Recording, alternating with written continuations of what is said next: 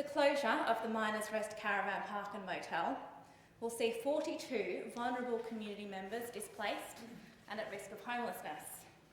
There will also no longer be any crisis accommodation for those experiencing family violence. My mum and dad used to own the Miners Rest Hotel, and when I was born, they sold it and my mum became a social worker. I went to school just down the road at Wonthaggi North, and in grade 6, a new girl arrived named Octavia. Now, I was pretty into fantasy novels, and to me, Octavia sounded like a fairy warrior princess. Octavia had a younger sister, and sometimes we would walk home from school together. We'd run through the sprinklers on the footy oval. One day, Octavia invited me over. They lived with their mum at the Miners Rest Caravan Park. They had a caravan on a permanent site, and I thought it was pretty awesome. One day, Octavia stopped coming to school. Many years later, I pieced together that Octavia and her family were one of my mum's clients. Now that I'm older, I often debrief with my mum on some of her clients, their stories, their heartaches, and the complexities of their situation. And despite a common belief, it is never their fault.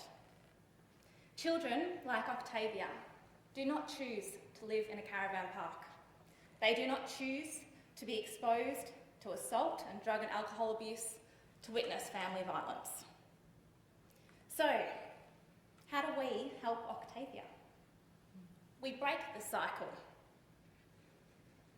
We empower and enable them to build a better future for themselves, to become sustainable and independent community members. The new social housing and crisis accommodation facility is all about breaking the cycle. It is about wrapping these vulnerable people in support services and building them up to become valuable members of our community. I have heard the fears about this facility: increased crime, disturbances, devaluation of our homes, a blight on the amenity. Many of these are based on bad past experiences where vulnerable people have been thrown into a situation that they don't have the skills to cope with. This opportunity is completely different. I've heard the fears that this facility, and I quote, does not fit in with the character of our town. If turning our backs on those most vulnerable is a characteristic which we are priding ourselves on, then I am truly out of touch with the community which I grew up in and live in today. We must build this facility because in doing so, we are embracing the opportunity to break the cycle, to truly change the social demographics of our community.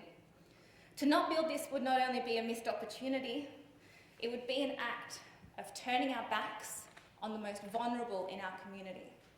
And that is something that I will never do.